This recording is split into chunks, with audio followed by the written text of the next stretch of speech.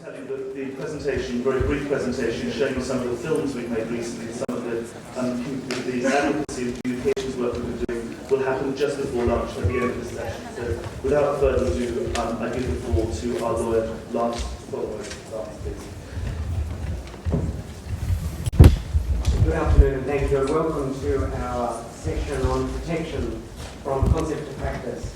I'm very happy to be with this panel who bring together a wide range of experience and perspectives on protection, and who also have various knowledge of UNRWA and its operations, both from a practical point of view to a conceptual point of view. I'll indicate some of the relations that some of our participants have with UNRWA as we go along. First of all, our first speaker will be Mark Brailsford, who is Senior Protection Coordinator in UNRWA. He will talk about operationalising protection in UNRWA. His paper will be about what we're doing now and moving forward. I just wanted to take 1 minute to indicate how we got here, because this is a rather forward-looking paper. In UNRWA, it is clear that we have a protection mandate which is firmly grounded in the General Assembly resolutions. For example, the General Assembly routinely acknowledges the valuable role that the agency plays in the protection of Palestinians, in particular Palestine refugees. And the General Assembly has also put its money where its mouth is by, in 2007, making sure that Mark's position, the Senior Protection Coordinator, is funded from the regular budget of the United Nations. This indicates an intention to make sure that protection is a part of the agency's management and organisation and thinking, and is not subject to the vagaries of voluntary funding that we've already heard today. So without further ado, I'd like to introduce Mark Brailsford. Thank you very much, Lance.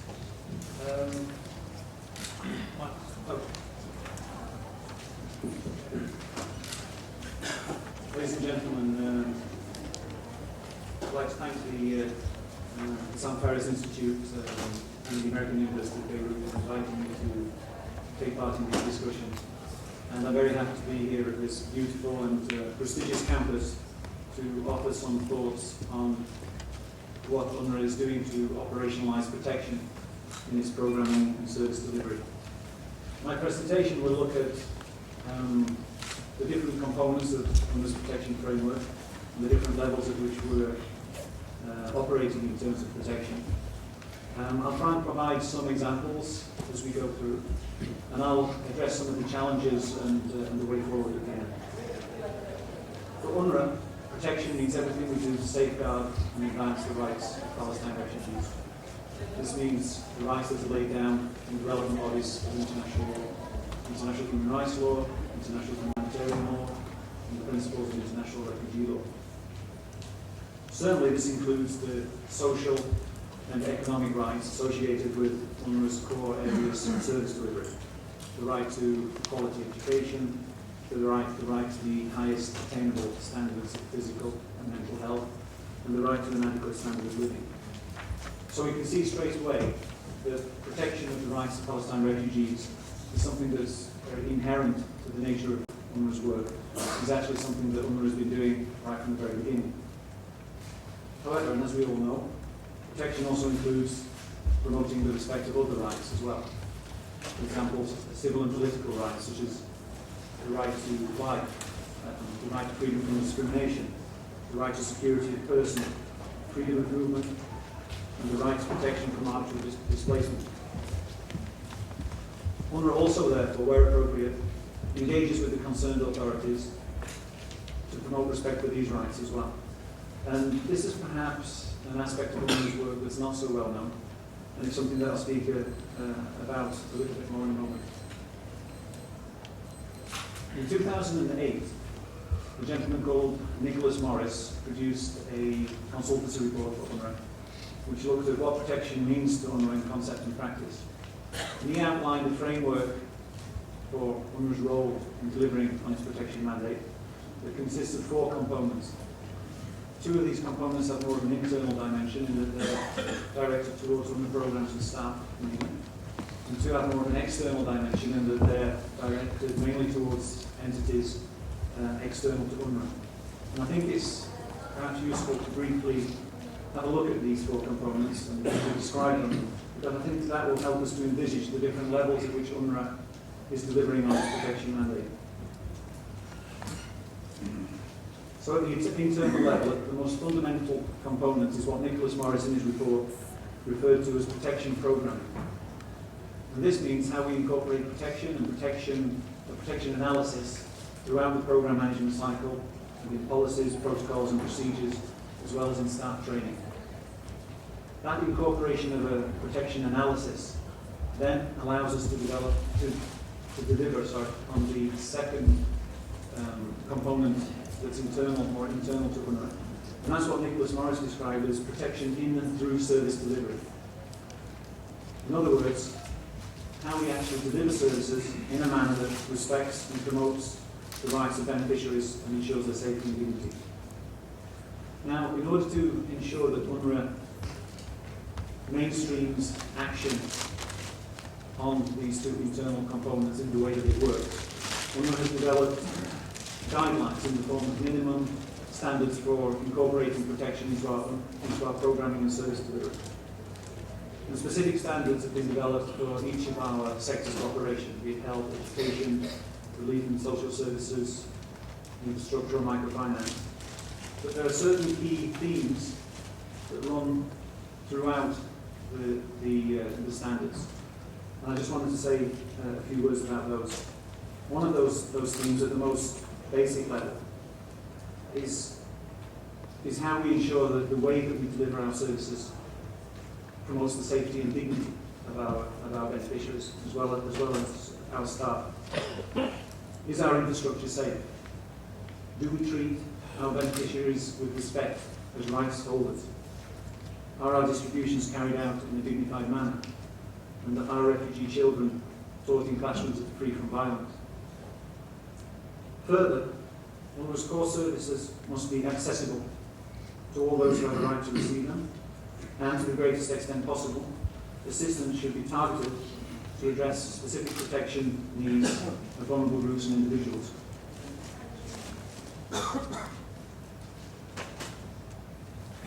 Another common theme that runs throughout the protection standards is the principle of participation.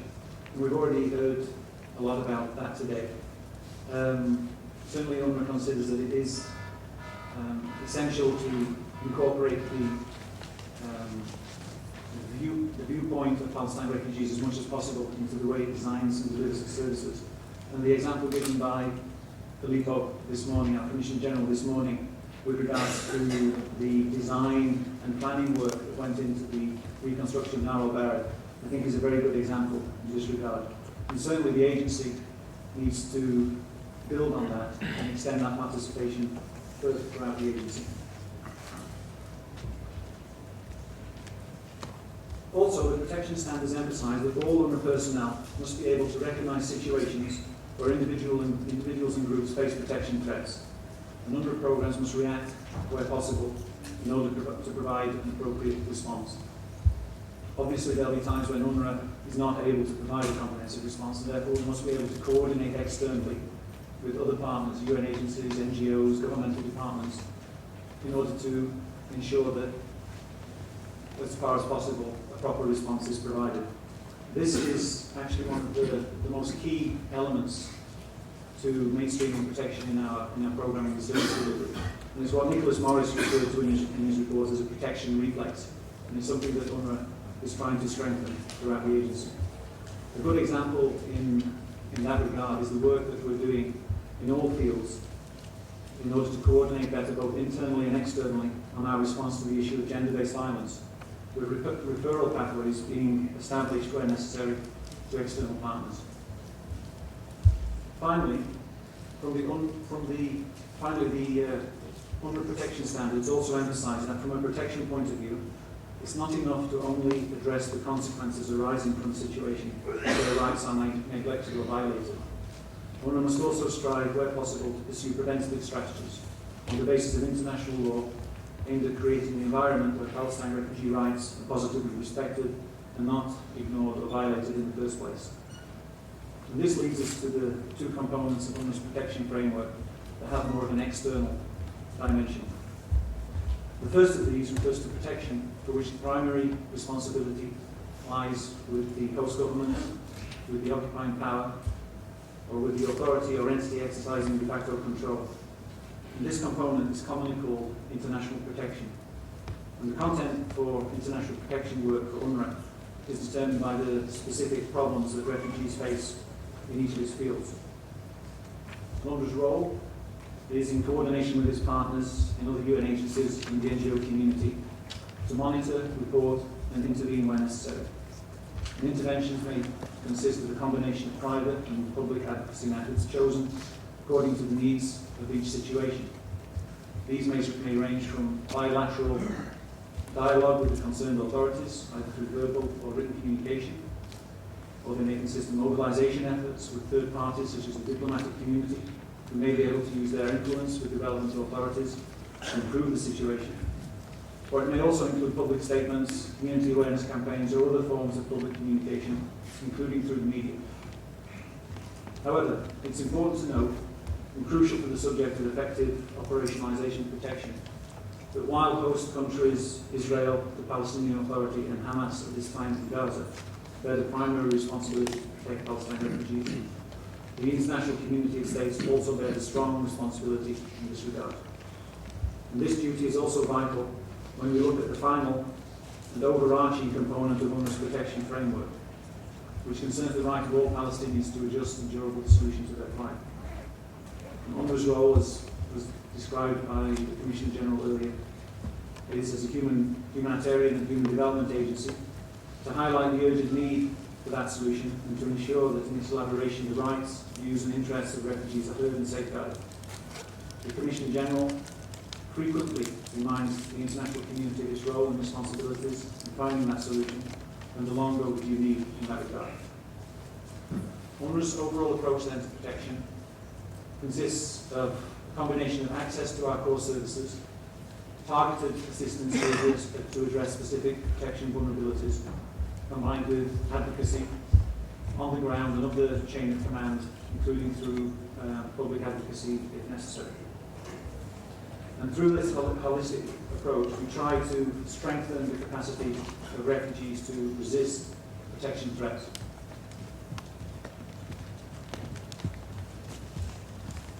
I'd like to give you an example, very much a down on the ground example, to try and put this into context. And it's an example from the West Bank, where one of the issues that is closely followed by UNRWA is the issue of forced displacement.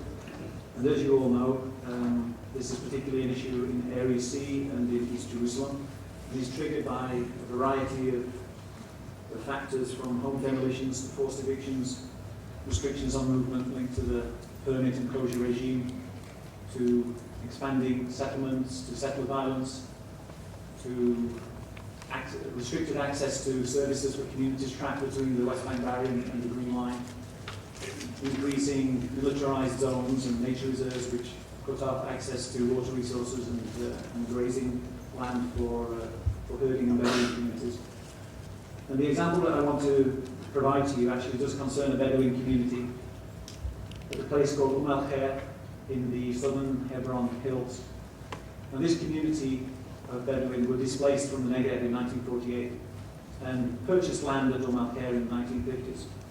Then, in the 1980s, in contravention of international law which specifically prohibits the transfer of populations into occupied territory, Israel established a settlement right adjacent to the Khair community. And now today, the community is at risk of displacement for a second time. It's subjected to repeated incidents of settler violence, repeated home demolitions, and as the settlement expands, it is increasingly restricted in its access to grazing and water resources. The children also, our health teams noticed that the children in the community also were exhibiting psychological trauma associated with the situation in which they live and the events that they've witnessed. such as learning difficulties, incontinence and speech defects. So UNRWA's response on the programmatic side has included the provision of a mobile health clinic, psychosocial counselling, the provision of emergency cash and food assistance, and it's also included the provision of a protection-tailored job creation program which created a kindergarten close to the community, but not immediately in it, where the kids could go a little bit away from where they witnessed all of these events, house demolition, settler violence, etc., and socialise and play together in a safe environment. As well, of course, the kindergarten provided a source of income to what is a very impoverished community. On the advocacy side, UNRWA has intervened on numerous occasions, both in writing and verbally with the Israeli authorities, and we've provided numerous briefings to journalists and the diplomatic community and taken them to see and meet the community as well. So by combining this cross-sectorial delivery of services with advocacy efforts, UNRWA is trying to reinforce the capacity of the community to remain where it is, to resist being forcibly displaced, and also to encourage the Israeli authorities to respect their obligations under international law. I was going to give some more examples from other fields as well, but maybe that can come out in the discussion. But I think as time is pressing on, I'll move on. Every day in Lebanon, Syria, Jordan, and the West Bank and the Gaza Strip, thousands, in fact, tens of thousands of UNRWA teachers, doctors, nurses, midwives, social workers, relief workers, psychosocial counsellors go to work precisely to protect the rights of Palestine refugees to a decent standard of living, to decent healthcare, and to education. However, UNRWA faces many challenges in its ability to continue to provide for these needs.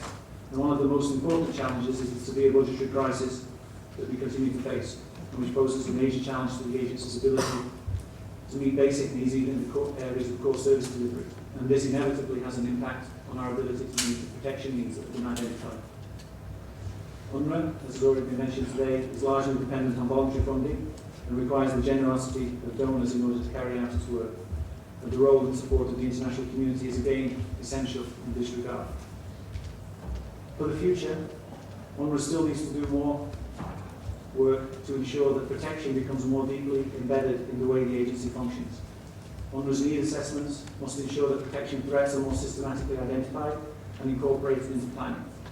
More efforts also need to be made to ensure that UNRWA beneficiaries participate in as meaningful a way as possible throughout the programme management cycle. In addition, more needs to be done internally in the provision of protection training, both at the technical level for staff who are involved in the design and management of programmes, as well as awareness raising for all our staff on their responsibilities with regards to protection, particularly those that come into direct contact with beneficiaries. Building partnerships and establishing good external networks will also be a key factor going forward. And while the depth and scope of UNRWA's service delivery certainly means that UNRWA can do a lot, there are other actors who can be more effective in some situations or have specific expertise or are better placed to take certain types of action. The international human rights system also represents an important avenue for UNRWA to raise awareness of the situation of Palestine refugees. In the past, UNRWA's contribution to the various treaty bodies and special rapporteurs has been carried out on a somewhat ad hoc basis. For the future, this contribution should be more systematic and provide a more predictable, timely, and consistent intervention on protection priorities. UNRWA recognises the need to avoid duplication and is carrying out this action in close consultation and coordination with other UN agencies, such as the Office for the High Commissioner for Human Rights and the Office for the Coordination of Humanitarian Assistance. In conclusion, it's clear that the protection needs of Palestine refugees are huge, and at least until a durable and just solution is reached, are likely to continue to be so. UNRWA is responding to those needs in accordance with its mandate to deliver vital services in education, health, relief and social services, microfinance and infrastructure, and to protect and advance the rights of Palestine refugees. With regards to protection, UNRWA is first and foremost responsible for ensuring that its own service delivery provides for the safety and dignity of refugees and adheres to the international standards and best practice. UNRWA further provides protection to refugees through the provision of core services as well as through targeted assistance to address specific vulnerabilities of individuals and groups. These efforts go hand in hand with advocacy responses that may be targeted for vulnerable groups or may address specific events or abuses committed against individuals. However, all these efforts can only serve to alleviate to a certain degree the consequences of the continuing lack of a political solution for the Palestinian people. UNRWA will continue to advocate at the highest levels for that solution and remains dedicated to continuing to serve the human development and protection of Palestine refugees as long as it's needed. Thank you.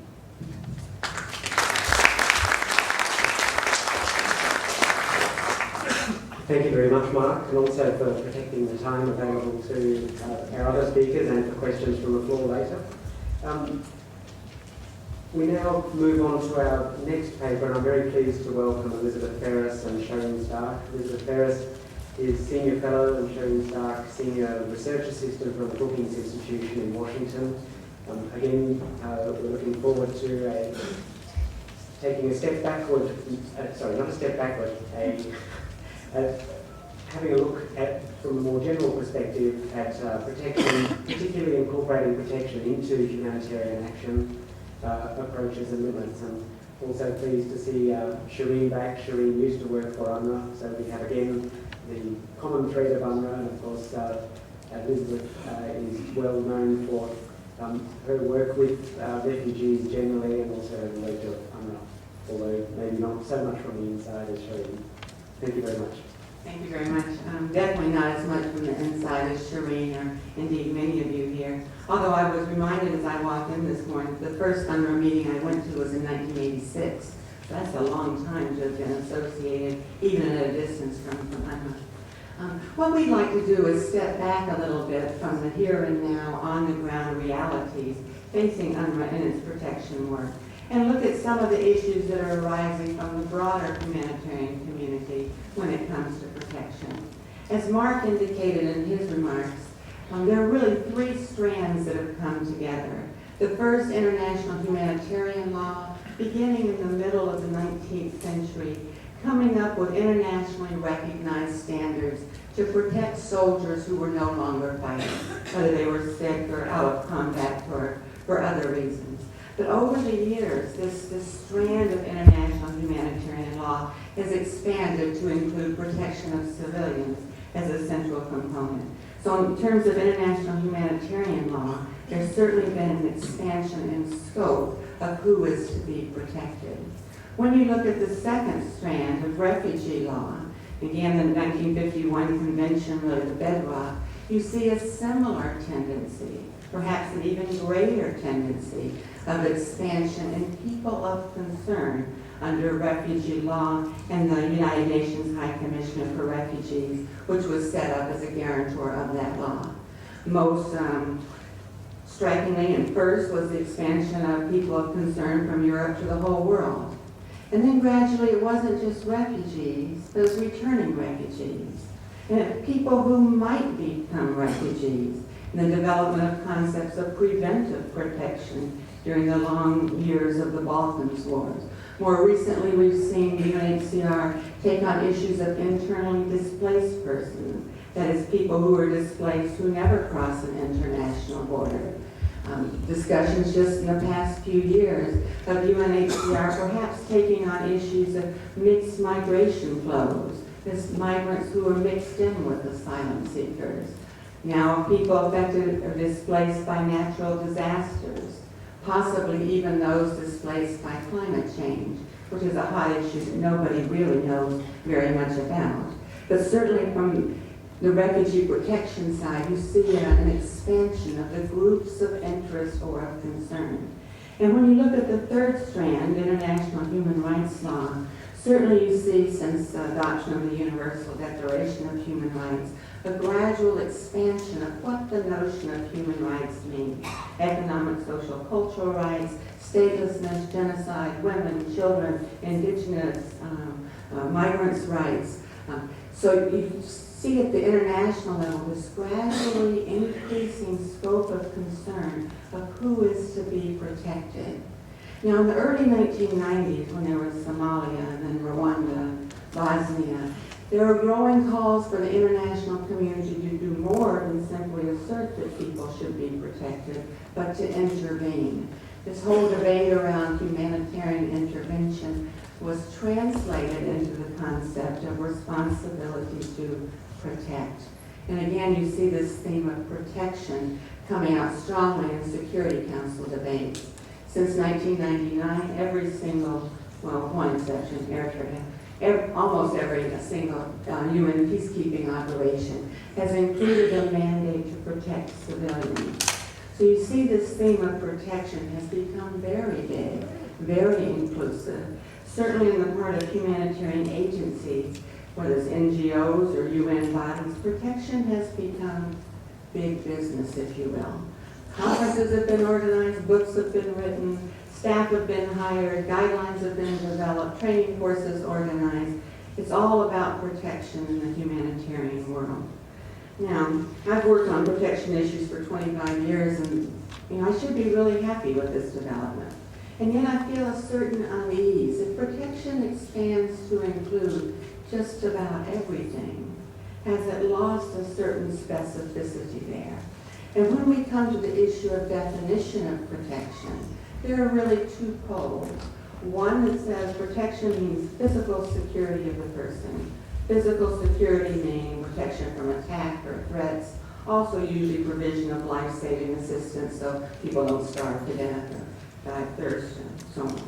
At the other extreme is the definition that's used by most humanitarian agencies, which was developed by the International Committee of the Red Cross and subsequently adopted by Interagency Standing Committee, which is made up of all the humanitarian agencies and NGOs. And that definition is quite broad.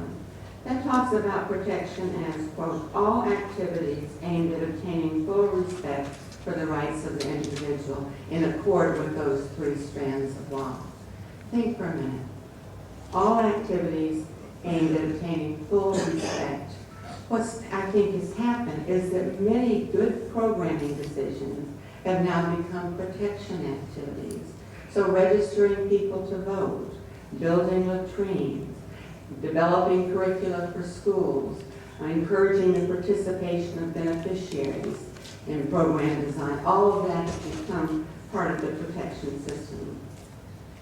Now there's some problems with this broad definition of protection, and I'll just mention those and then turn over to Shireen, who will talk more about strategies that have been used by actors in promoting protection. First, when you talk about protection, there's a certain tension that comes with basic humanitarian principles, especially the principle of neutrality. You go back to the Red Cross definition of neutrality, means to not take sides in hostility or engage at any time in controversies of a political, racial, religious, or ideological nature, but often to defend human rights, to protect people. It requires an engagement with political issues. To give an example from another setting, say a woman is beaten up by her husband and goes to the doctor.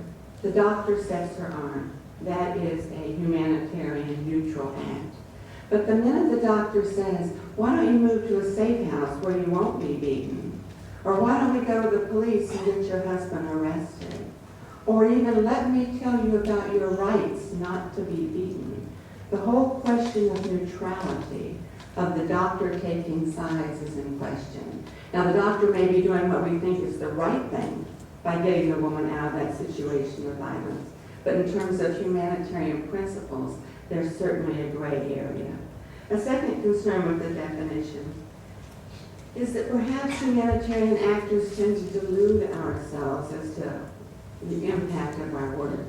Does monitoring the number of rapes committed in a camp or an area actually prevent rapes from taking place?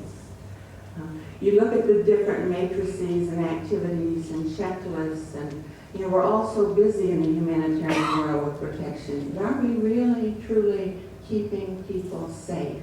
Are we measuring that? Are some of the questions. Do we create false expectations or even cynicism on the part of beneficiaries when they see a protection officer who can't, in many cases, provide the physical security that's needed? And finally, are we letting governments off the hook with all of our protection work? In Darfur right now, there are over 100 protection officers working to protect displaced persons. But in fact, they can't protect people from attacks from gangs or from bombs that fall from the sky. By focusing on what humanitarians are doing, perhaps we're not holding governments responsible, those who are in a position to stop the violence. Madame Ogata, former High Commissioner for Refugees, used to say often, humanitarian problems don't have humanitarian, or there are no humanitarian solutions for humanitarian problems. Fundamentally, those are political issues. I think you ended up, Mark, talking about some of the limits of humanitarian action. And so I think as we talk about protection, a good dose of humility might be a good thing. But I'm going to turn to Shireen to talk about some of the strategies that have been used in protecting people by humanitarians. I'd like to move on now. We're taking protection from a different viewpoint, this time from Laurent Chaput, who's Child Protection Specialist at UNICEF Regional Office for North Africa and the Middle East. Mark touched briefly in his survey of operationalising protection in UNRWA about the importance of partnerships in various activities. Laurent and UNICEF are one of UNRWA's partners, particularly in protection with UNICEF, and Laurent also has worked specifically with UNRWA and knows the region where we work quite well. So I'm looking forward to introducing Laurent, who's going to speak on operationalising child protection in the Middle East and North African region, challenges and opportunities. Thank you, Vince. Good afternoon. I'd like also to thank the Issam Institute and UNRWA for having UNICEF here today. As Lance indicated, I'm with the UNICEF regional office in Amman. That covers North Africa and the Middle East. I shall say that UNICEF does have country offices in the occupied Palestinian territory, in Lebanon, in Syria, and in Jordan. Those offices work with government, civil society, and sister UN agencies. We will discuss a bit later some of the work that UNICEF and UNRWA are carrying out together in the child protection sector. I was invited to give an overview of UNICEF approach to child protection and see how that can be used as a basis for advancing child protection within UNRWA as part of those efforts we've heard of regarding UNRWA protection mandate. For UNICEF, child protection is about preventing and responding to violence, exploitation, and abuse to ensure children's rights to survival, development, and well-being. In that sense, I might be a bit at odds with some of the definitions we've heard earlier, in the sense that for UNICEF, child protection is an issue in conflict-related, in humanitarian situations, as well as in regular developmental context. For us, children require protection because they are victims of violence, exploitation, and abuse in all those contexts. How do we go about it? We advocate for the creation of a protected environment where girls and boys are free from violence, exploitation, and unnecessary separation from their family.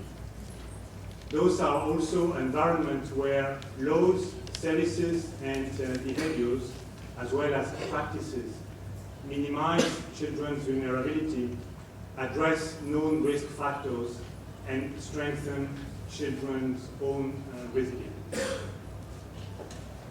Those protection issues are very much prevalent in the region.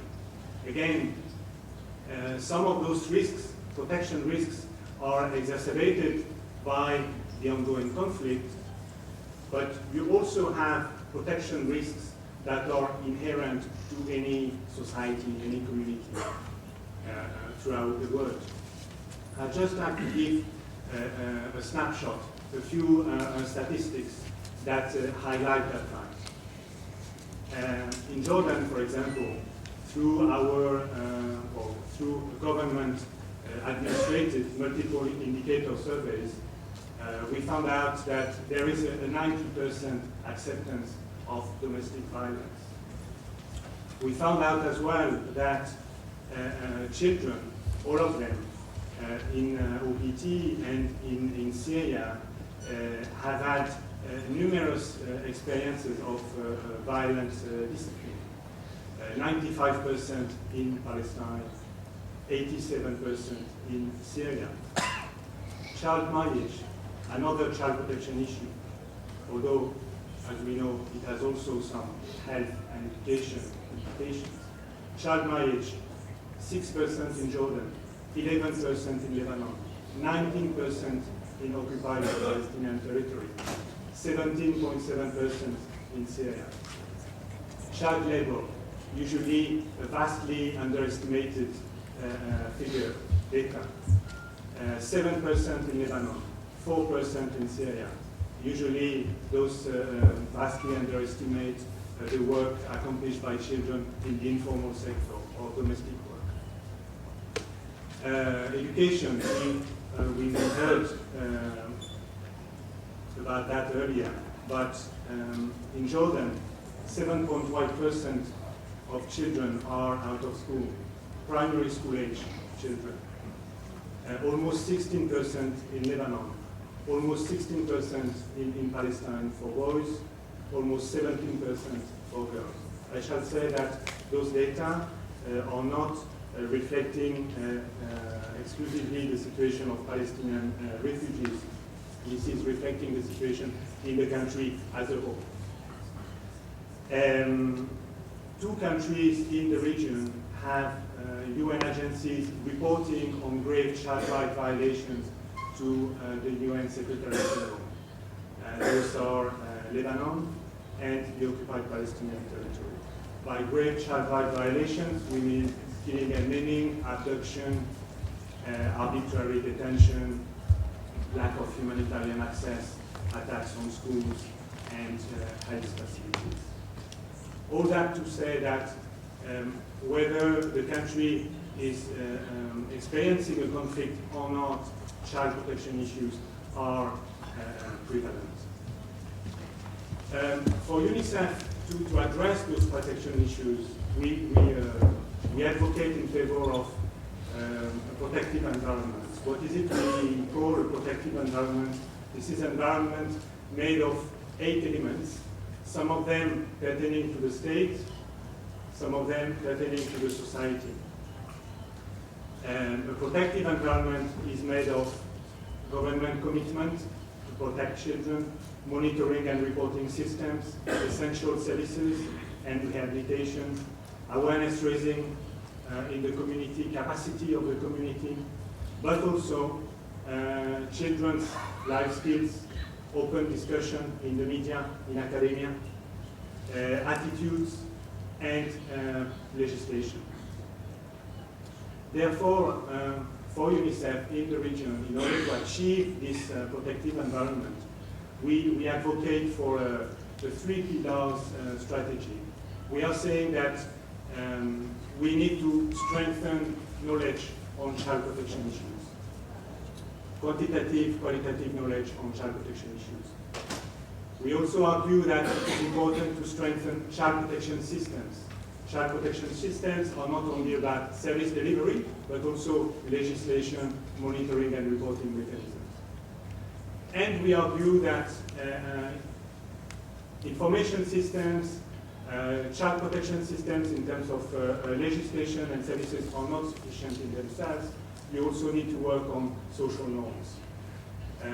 Some of those issues I mentioned earlier, child marriage, violence against children, domestic violence, have a strong social norms element, dimension. that needs to be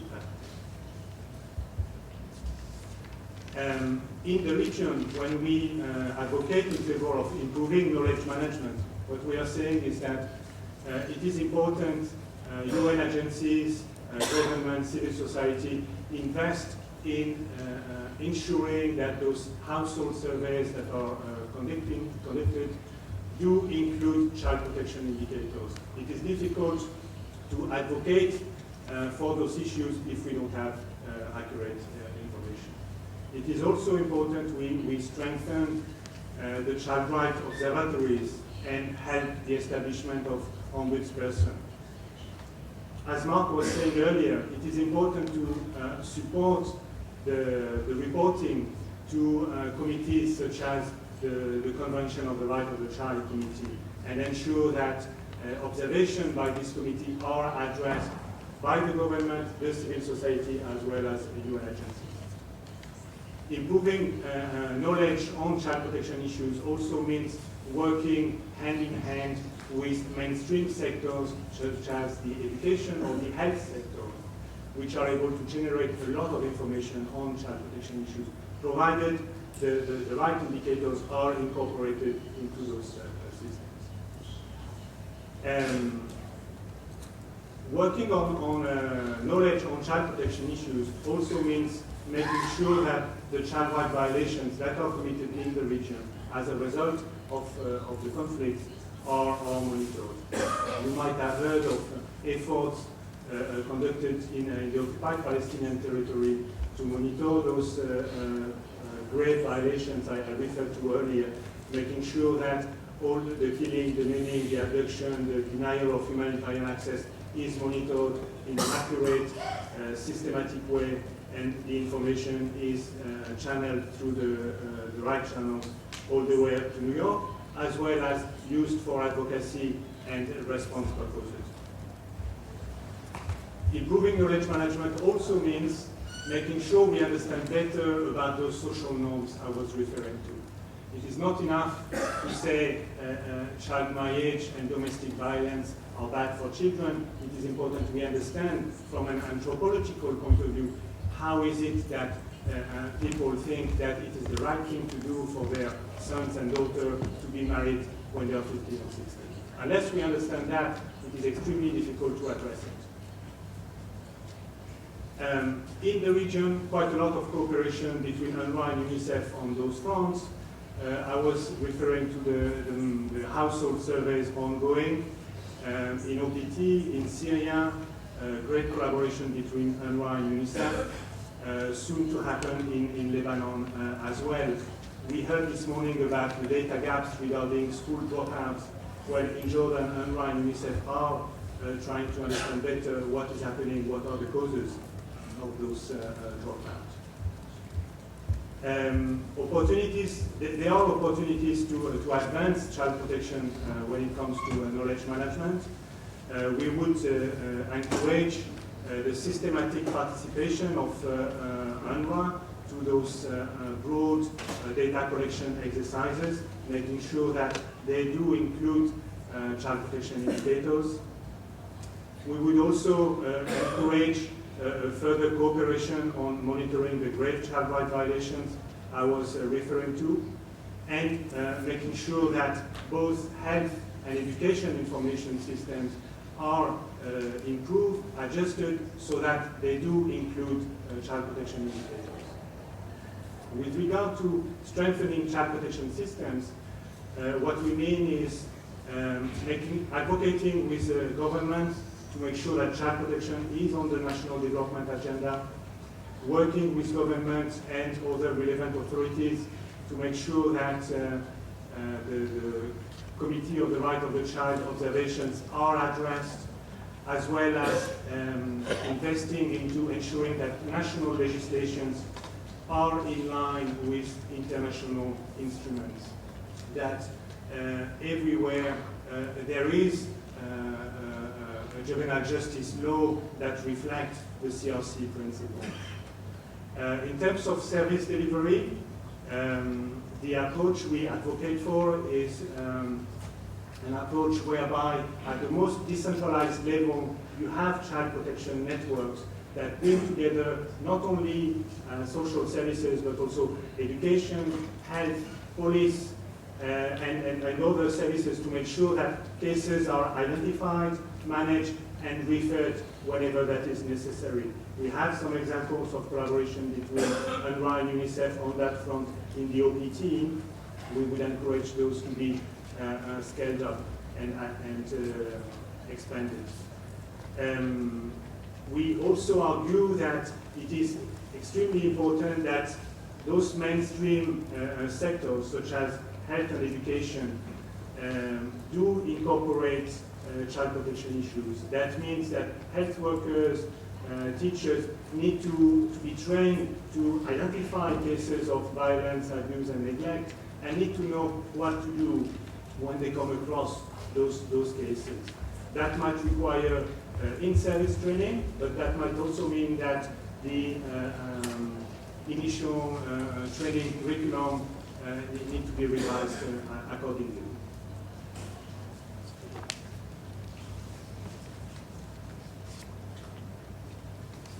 In terms of promoting social change, I said earlier that unless we understand better what are the social norms out there that are detrimental to child protection, it is extremely difficult to address them in an effective way. Therefore, we advocate for our partners, for government counterparts, to make sure they map out those norms, understand how those norms are produced, understand better who are the agents of change, so that we can work alongside those and help modifying them. So working on social norms also means understanding better the communities and not considering children as standalone objects, but looking at children as part of a family and looking at what are the roles, the protective roles of parents, siblings, and relatives when it comes to child protection.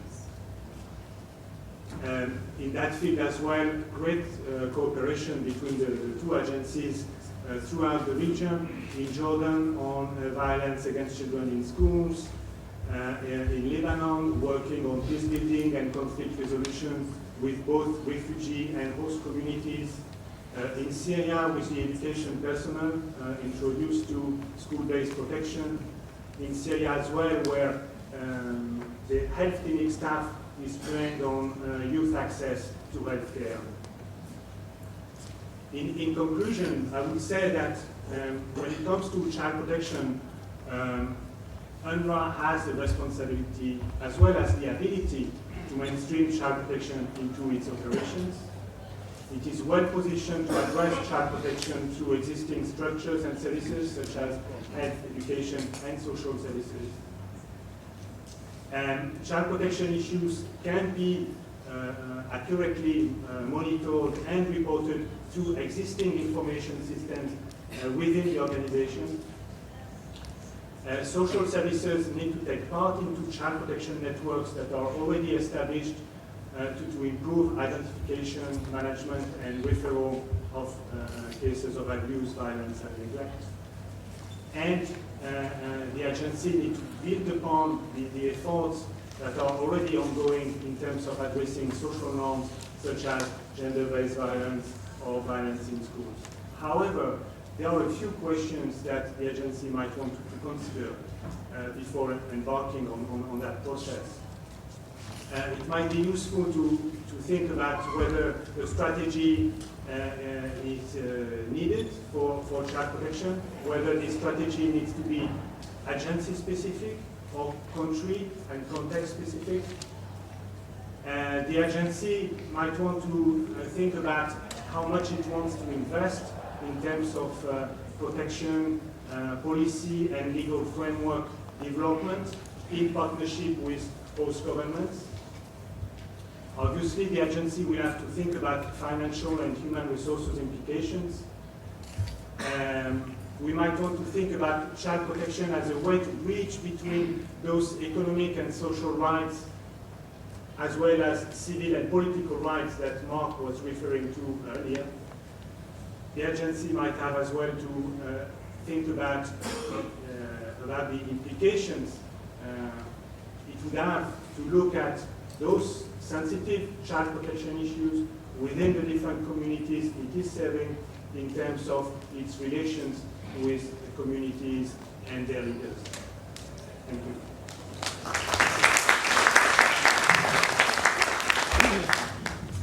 Thank you very much, Laurent, for an interesting presentation and your insights and concrete suggestions for child protection, UNRWA, and deepening our partnership with UNICEF. I'd like to move on now to welcome Professor Susan Akram, who is a clinical professor of law at Boston University School of Law. Highly needs introduction from me to this audience, well known for her work in migration studies and refugee law, who's going to discuss the papers that have been presented and also present an additional insight. And then we'll be turning the floor over to you for questions and comments. Thank you, and thank you very much for inviting me. I'm very thrilled to be here. It's been a long time since I've been to Lebanon. The last time I was here, I was with the legal team investigating the possibility of litigation on behalf of the victims of the massacre in Ghana. And that's another story. I think my role right now is to give you a pre-lunch sandwich. I'm going to sandwich the papers on the one hand with a bit of broader context in which the issues of UNRWA and international protection of refugees, Palestinian refugees, arise. And then on the other hand of the sandwich, the other slice of the sandwich, to take off from the papers and raise some questions and issues to open up to all of you. And I begin with the caveat that I have fun criticizing everyone, so I don't want my friends at UNRWA to take that too much to heart. To take the underlying issues seriously, but not the sound of criticism seriously, because I'm a major fan of UNRWA. So let me begin with some statistics to contextualize the issue of protection of Palestinian refugees and UNRWA's international protection role. At the end of 2009, which is when UNHCR has a complete picture of, the most recent complete picture of its statistics, UNHCR concluded that there were 43.3 million forcibly displaced people worldwide. And that's the highest number since the mid-1990s. Now, developing countries host 8.3 million refugees, or 80% of the world's refugee population. The 49 least developed countries provided asylum to 1.9 million refugees. Some 5.5 million refugees were in protracted refugee situations at the end of 2009. They were living in 21 different countries, accounting for 25 refugee situations, among them, of course, the Palestinians. While these are convention refugees, they don't account for the non-convention refugees, including the Palestinians. If you add those together, UNHCR has estimated that 45% of the world's displaced population, or those of concern, including Palestinians, are in the Middle East and North Africa. More than 1/3 of all convention refugees, or 37%, reside in the Asia and Pacific regions.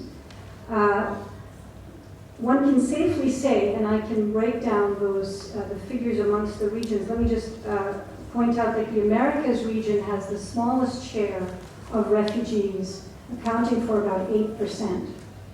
One can safely say that the vast majority of refugees and persons of concern worldwide remain in long periods of time in regions of the world least able to house and support them. Countries with per capita incomes of less than $2,000 host more than 2/3 of all refugees. On the other hand, countries with per capita incomes of over $10,000 host about 4% of the world's refugees. Now, at the same time, resettlement benefits a very small number of refugees. In 2009, only 1% of the world's refugees directly benefited from resettlement. 19 countries reported the admission of 112,400 resettled refugees during 2009. The U.S. accepted the highest number, but it's a tiny fraction of those eligible for resettlement. Despite the very large body of law that has been touched on by panelists, that has now developed to govern states' obligations towards refugees, the displaced and stateless persons, states have been very creative in avoiding the application of the law or in interpreting it in the strictest possible way to avoid refugee recognition.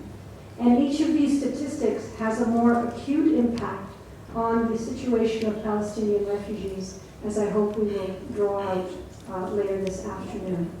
Let me touch on one more set of statistics. That is the huge disparity in resource allocations.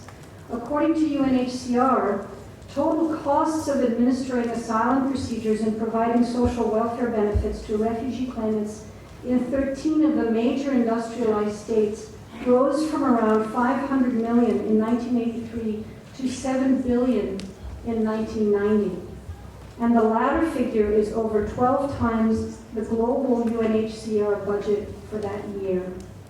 Developed countries currently spend at least $10 billion to process refugee claims.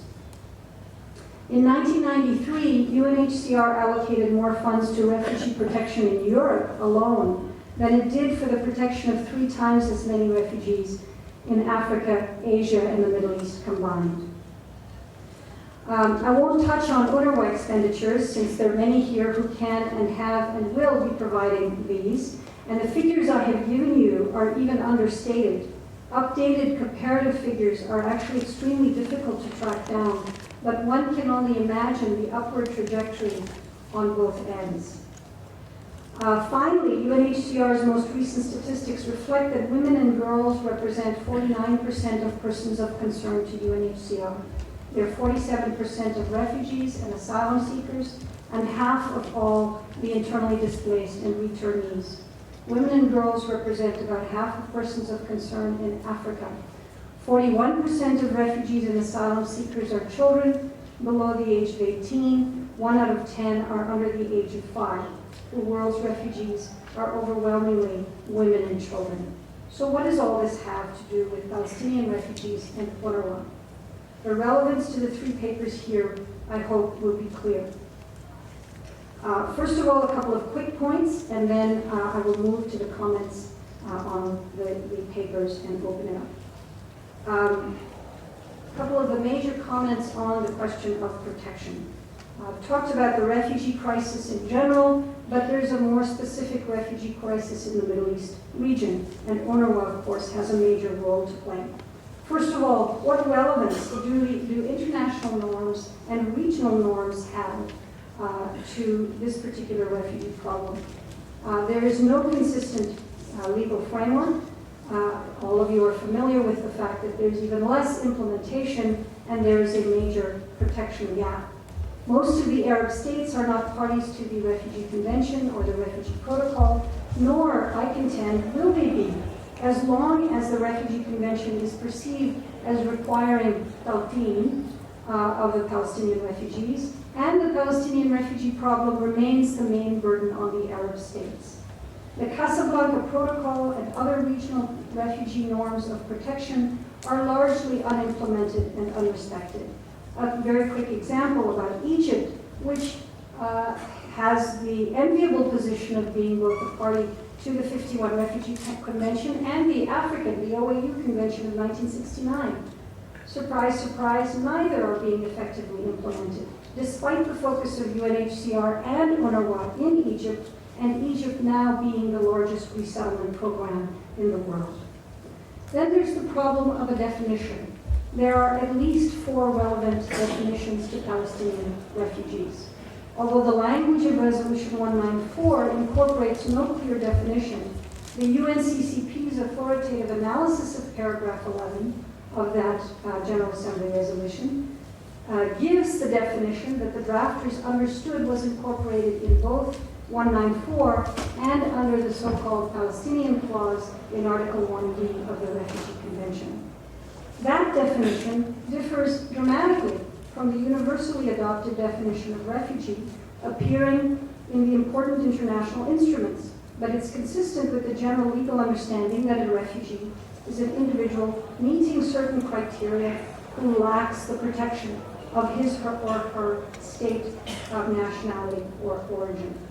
By including the internally displaced Palestinians who had lost their homes and lands but remained in Israel in the 194 and 1D definition, the UN drafters recognized that such individuals, like refugees, were not receiving the protection of the Israeli or indeed any other state.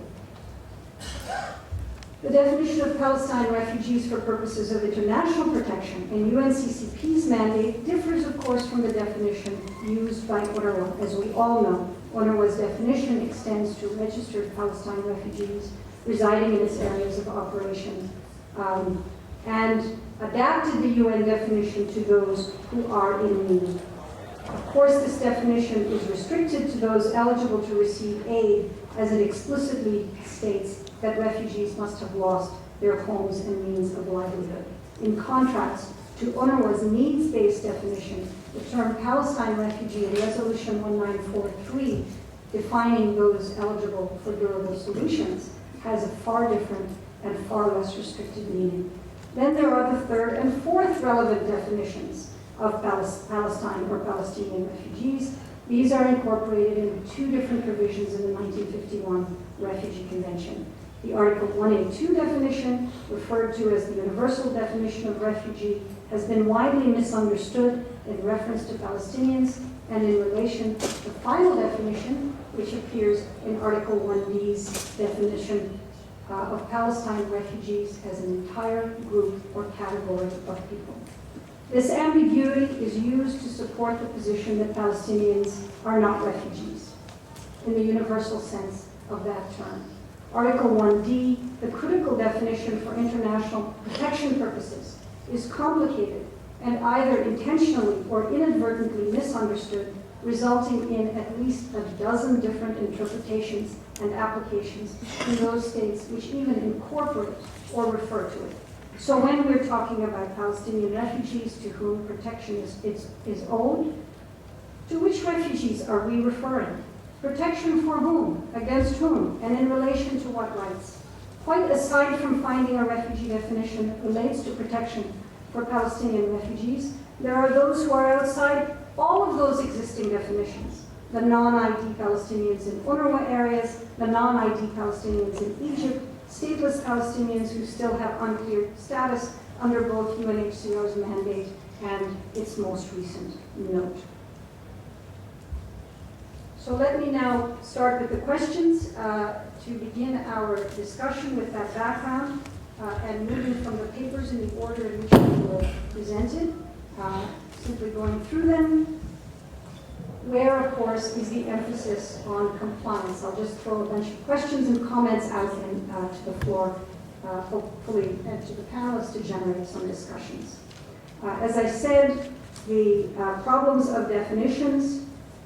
So how can UNRWA possibly expand its notion of protection when we don't have a common agreed-on definition of who is a refugee for purposes of the legal international protection definition? The point that common stands of service delivery include participation. Where and how are these happening? We began that discussion this morning. In terms of the point of advocacy, again, the protection gap is evident in our discussion this morning.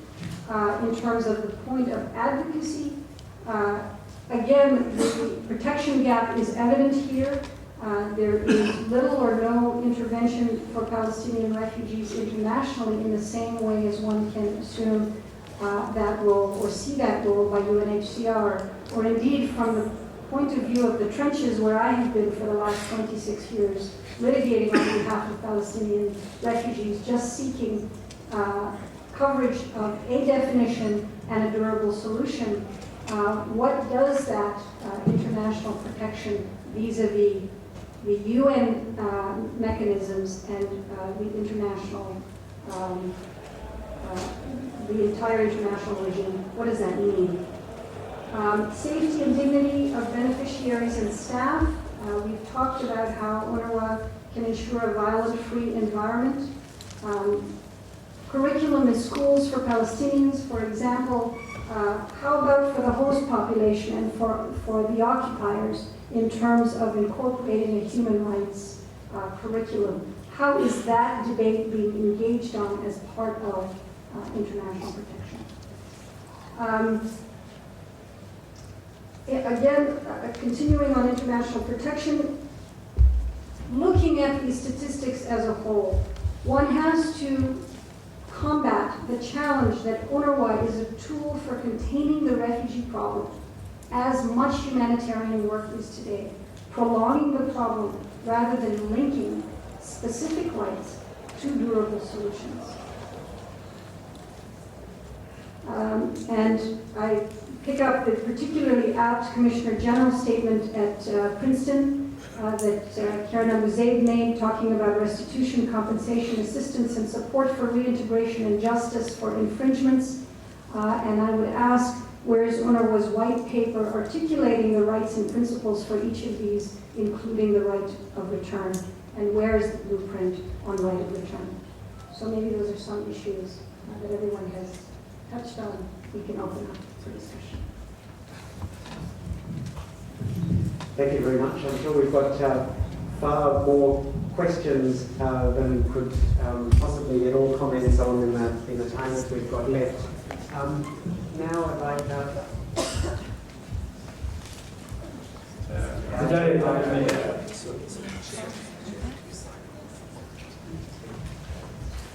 first of all, we'll hear Engineer Azaizeh, Director of the Department of Palestinian Affairs in Jordan, and then we have the second, and then Saeed Ali Mustafa from Qatar third. بداية بس إيضاح لممثل يونيسف على الأرقام اللي ذكر عن الأردن، بحب أطمن إنه في قانون أقر قبل حوالي شهر لمعالجة قانون الأحوال الشخصية، ويعالج كثير من الحالات التي يتطرق لها، ونحن يعني نعتز بهذا القانون، حيث أن التوافق صار بالمؤسستين المدنية والتشريع والدينية على موضوع عقود الزواج، بحيث أن لا تسجل العقود اللي عمرها 15 عام ولا يسجل العقود التي فارق العمر بها أكثر من 20 عام. يعني إن شاء الله نعمل هذا القانون أن يعدل الكثير من النسب الموجودة في الأرقام والإحصائيات، إضافة إلى مواضيع أخرى. السؤال الذي وددت استفسار عنه، نحن تعرضنا إلى الحماية على موضوع اللاجئين كأشخاص وكمجموعات، ولكن لم نتحدث عن الحماية المتعلقة في المكون الحيوي اليومي للاجئ، سواء كان من ناحية الفلكلور، من ناحية التاريخ، من ناحية الملابس، من ناحية التراث. هل وهذا يتعرض له اللاجئ الفلسطيني أيضا إلى سرقة وإلى تحوير وإلى تحريف في كثير من الأحيان. هل هناك في القانون ما يحمي هذا التراث وهذا الفلكلور للاجئ بحيث أن يكون هناك له مرجعيات ثابتة؟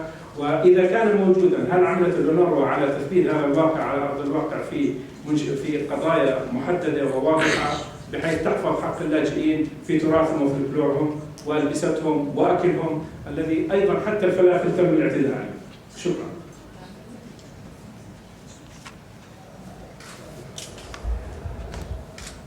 Thank you very much. If we could have this lady come here, please.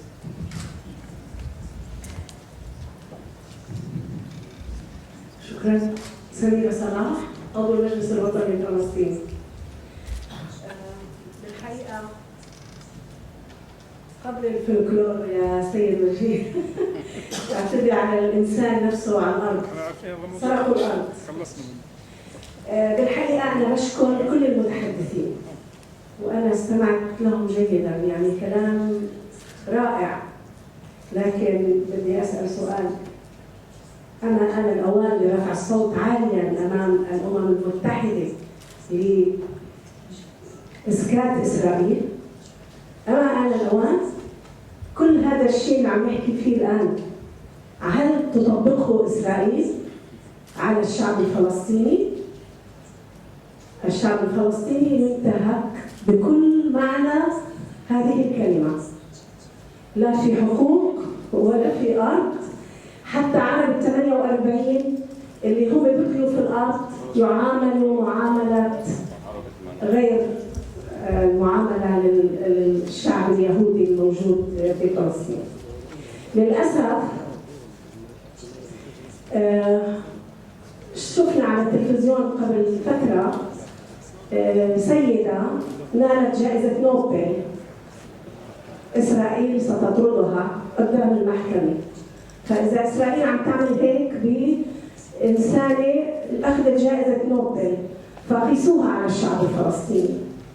إسرائيل انتهكت كل الحقوق في غزة وفي جنوب لبنان وفي الضفة، جنين، الخليل، كل المناطق، واستولت على الأرض وحتى لم تحترم أي معاهدة من المعاهدات اللي تمت معها، رغم خضوع الفلسطينيين لمعاهدة، مش الفلسطينيين، السلطة لمعاهدة أوسلو، لكن حبست رئيس السلطة الفلسطينية بالمقاطعة. أبعد الطفل عن أهله من أسبوعين وحرمته. أنا بشكر يعني وبقدر أعرف قديش الأونروا عم بتقوم بدور. أنا بشكر الحقيقة كريم أبو زيد وريتشارد كوك، هذا الإنسان اللي كان كمان بفلسطين وكان مسؤول الأونروا وإجا للبنان، والآن أنا لا أعرف شو وظيفته، لكن كان إنسان جيد في حقوق الفلسطينيين. إحنا صراحة كل ما بيجي مدير بنقول إن شاء الله يكون معنا، لأنه حتى لو حطوا ورق وكتبوا معاهدات مش عم تطبق. نتمنى على السيد فيليب إنه كمان يقوم بهذا الدور إلى جانب الشعب الفلسطيني. المحكمة الدولية أخذت قرار بإزالة الجدار، إسرائيل لم تعترف. يعني إلى متى؟ شكرا. Thank you very much. We could now move. We've got one person across here, the lady on the right.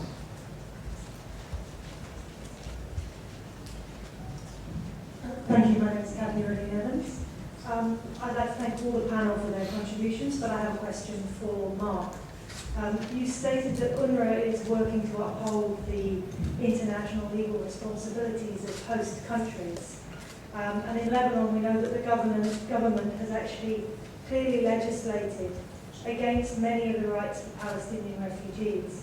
I'll give an example being the 2001 law, which clearly contradicts international agreements to the right to adequate and safe housing. And I'd like to know what UNRWA is doing and whether you can give any specific examples of how the agency is working to address and uphold these commitments in Lebanon. Thank you. Thank you very much. We've got one question over here right on the far left.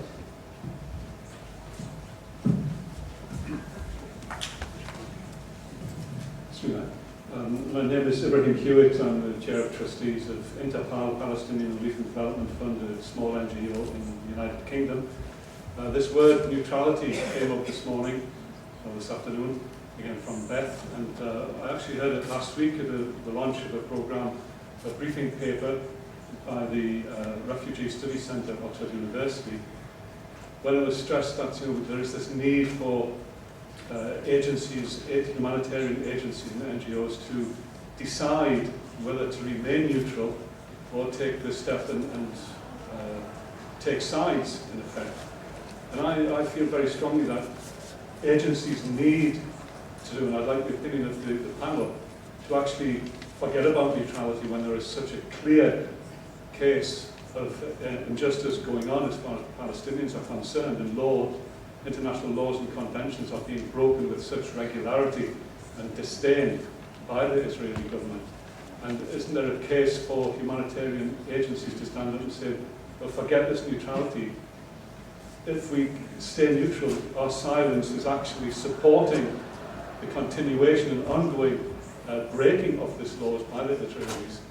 And as far as we are concerned in Britain, to stand up and to advocate for stronger changes in policies of governments is part of a charity's duty if it enables us to do our work more effectively. So isn't there a case, the question if the panel could address this, for neutrality to be put on the shelf for the time being and for everybody involved in humanitarian affairs to stand up and say enough is enough? Thank you very much. And then we had another question down here in the third row from the front in the centre. Thank you very much. Ron Chappie from the Refugee Studies Centre, University of Oxford. I just want to continue with that line. I think we have notions that somehow neutrality is good and not being neutral is bad. But could I just bring another term? Perhaps we should be looking at objectivity. If you're not neutral, it doesn't mean that you're not objective. And I think if we consider the split, which took place when Médecins Sans Frontières set itself off, they decided to be objective rather than not neutral any longer. And perhaps what we need to consider is being objective in reporting facts and perhaps acting rather than taking a more passive role, which we heard a great deal about this, in this panel, the use of quiet advocacy, quiet diplomacy, but particularly in some of the cases regarding child protection. I wonder if we don't have to be more objective and more active, and also remember that we aren't looking at a situation of normalcy in any of the 5 UNRWA field sites. They're really, the Palestinians, whether they're in the occupied territories or in Lebanon or Syria and Jordan, are not leading normal lives. So I would say that the 3 positions put forward by UNICEF perhaps are not as applicable when we consider child protection. We should be looking at prolonged conflict and that impact and the humanitarian element rather than the normalcy and the present stress that seems to be placed on, for example, domestic violence rather than the kind of structural violence which we see taking place in the occupied territories, particularly between Palestinians and the Israeli government, but also in the other field sites. Thank you. شكرا. أنا أتقدم بالشكر لكل المتحدثين والسيد مارك اللي تحدث عن موضوع الحماية بشكل مفصل وأن أساسه هو توفير الخدمات الرئيسية للاجئين الفلسطينيين. هذه نقطة مهمة جدا وتغني ما تحدثنا به في الصباح. لكن آن الأوان كما قالت الأخت سميرة صلاح بأن يخرج عن كل تجمع يبحث في القضية الفلسطينية، يبحث في مجال وكالة الغوث واللاجئين الفلسطينيين أن يعلي صوته عاليا أمام كل المنظمات الدولية لما يتعرض له اللاجئون الفلسطينيون في الأراضي الفلسطينية المحتلة وما تعرضت له أيضا وكالة الغوث من عدوان همجي إرهابي إسرائيلي عليها في قطاع غزة. آن الأوان لكي يفهم العالم بأسره بأن ما تقوم به إسرائيل هو خارج كل القوانين وخارج كل المفاهيم والأعراف الدولية. فيما يتعلق بما تحدث به زميلنا من منظمة اليونيسف، لا هناك تعاون كبير بين وكالة الغوث الأونروا ومنظمة اليونيسف والسلطات المضيفة في توفير الحماية الكاملة للاجئين الفلسطينيين. نحن في الدول المضيفة أدرى من غيرنا بما يتم في أراضينا. لا نريد أن نسمع بأنه ليس في الأراضي الفلسطينية فقط وإنما في بعض المناطق الأخرى. لا، بالأردن بسوريا بتصور ما في هذا الكلام على الإطلاق. برامجنا واضحة، خططنا واضحة، نقوم بتنفيذها كاملة حسب خطط موضوعة بالتعاون ما بيننا في سوريا في الهيئة العامة للاجئين ووكالة الغوث الأونروا ومنظمة اليونيسف. والبرامج الموجودة في منظمة اليونيسف شاهدة على ذلك. أنا لا أستطيع أن أقول لإنسان مسؤول لا مو هيك، الصح هيك. الخلل كله بالأراضي الفلسطينية المحتلة، الخلل هو نتيجة العدوان والإرهاب الإسرائيلي اللي قائم. حتى لو صار خلل على اللاجئين الفلسطينيين في أي مكان آخر المسؤول عنه هو إسرائيل، لأن هي أساس المشكلة وهي أساس النكبة وأساس تشريد الشعب الفلسطيني. لا حل لكل الأزمات إلا بعودة الشعب الفلسطيني إلى أراضيه عام 48. Thank you very much. Have we got any more? Probably got time for a couple of quick comments. Gentleman over here on the left.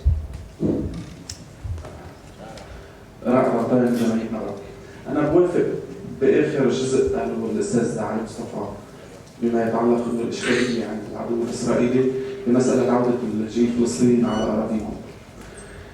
بس لحقق أسس العودة للاجئين الفلسطينيين على أراضيهم ضروري جدا أنا يكون هذا المجتمع خليه متماسك متضامن متمسك بحق العودة من خلال الأشياء اللي بتتعلق بحمايته الشخصية والأمنية والاجتماعية والاقتصادية والصحية. وهذا أنا من كمواطن لبناني ماني شايفه على الأراضي اللبنانية بشكل خاص وبالأخص على صعيد المخيمات الفلسطينية لأنه عم يتعاطى بهذا الملف السلطة اللبنانية بشكل سيء جدا بهذا بصريح العبارة وبالأخص فيما يتعلق بالحقوق المدنية للشعب الفلسطيني. يعني بمؤخرا السلطة اللبنانية أو الحكومة اللبنانية كرمت هيك شوي ببعض الملفات اللي أعطتنا جزء منه لهذا الموضوع وحكيت عن جزء بما يتعلق بالملف الصحي، جزء فيما يتعلق بملف حق العمل واللي هو لحد الآن حتى الملف حتى حق العمل اللي كنا مطالبين فيه بالسلة المتكاملة المتعلقة بالحقوق المدنية للشعب الفلسطيني لطقوا علينا فيه هذا القانون واللي هو وكأنه أعطوه منحة هو غير قابل للتطبيق بالأساس يعني ما في له مفاعيل قانونية ومراسيم فعلية على الأرض. مش بس هذا الموضوع، نحن بدراسة عن حماية ومشاركة الشباب والأطفال الفلسطينيين بالمخيمات الفلسطينية تبين عنا انه كل رأي الفلسطينيين انه القانون اللبناني بيوصل على حدود المخيم وبيوقف هنيك.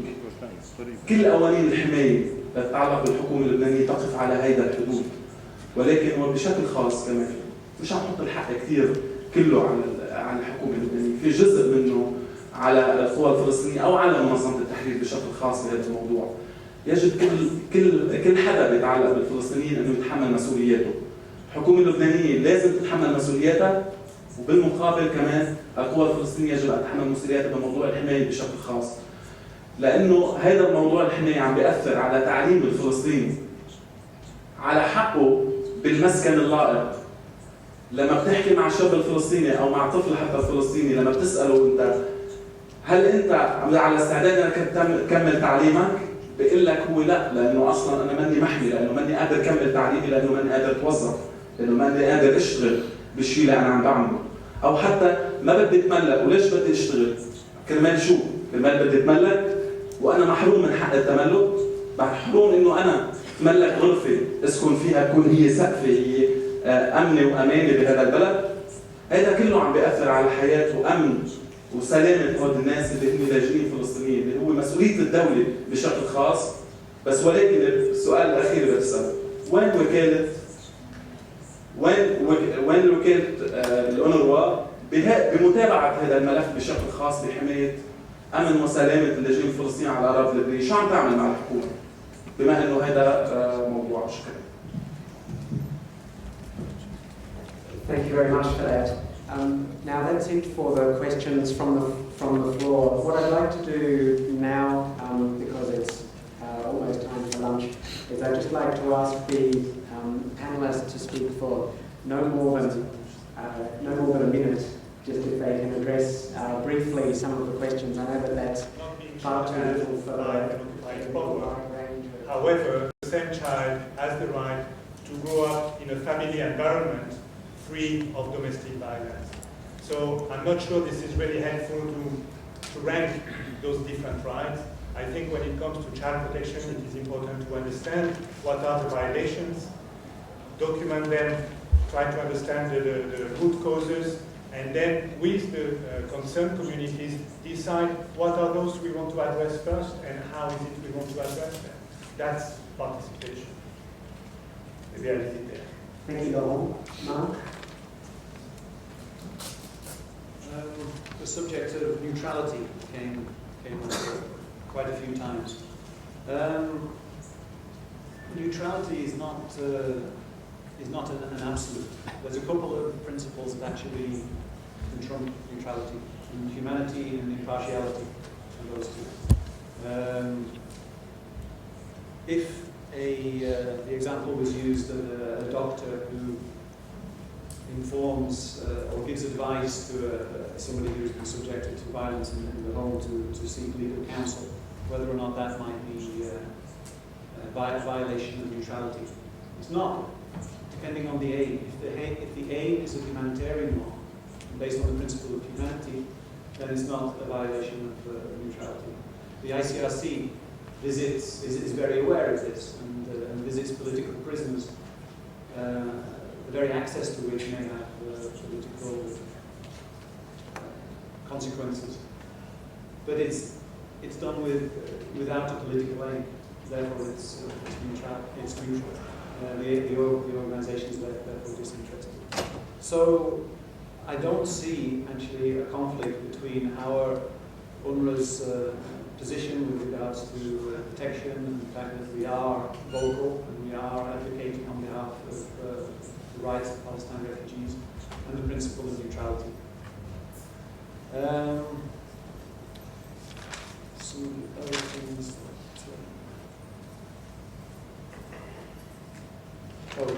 the question with regards to Lebanon that was directed specifically to me. And there was another question with regards to what UNRWA is doing in Lebanon. There are people in this room that are much better qualified to answer this question than me. But I do know that this field has been very strong in terms of its advocacy on behalf of the rights of Palestine refugees. That advocacy is taken place through the Committee for the Employment of Palestine Refugees in Lebanon, through the Department for Palestinian Refugee Affairs and the Lebanese Palestinian Dialogue Committee, as well as through meetings with the Ministry of the Interior and contacts through the Prime Minister's office. The recent amendment on the 17th of August to the legislation, which reduces some of the restrictions on access to employment of Palestine refugees, was an effort from civil society, which was also very much involved. And I think that new legislation is something that is very welcome, and UNRWA will continue to work with the Lebanese authorities to see how it's implemented in practice going forward. And I think that legislation in itself impacts on a lot of other rights as well, as it affects the economic well-being of Palestine refugees in Lebanon, which will also have an impact on the rights to right to shelter, for example, that was mentioned. I think that's my task. Take a good pass on to Beth and Sherry. Just one more word on neutrality. I think a lot of organizations have really grappled with that, particularly in places like working in Palestine and so on. But these principles, or humanitarian principles, were designed to give certain organizations access to situations where to be political would deny them that access. And so it's always a tension. But the principles of neutrality and independence are particularly difficult to implement. Yeah, just to pick up on a couple of the questions and emphasize a point I was trying to make, which is that when we're talking about UNRWA's expanding its protection role, I think that exactly the questions raise the huge tension between UNRWA as a humanitarian protection agency and UNRWA as a legally mandated protection agency.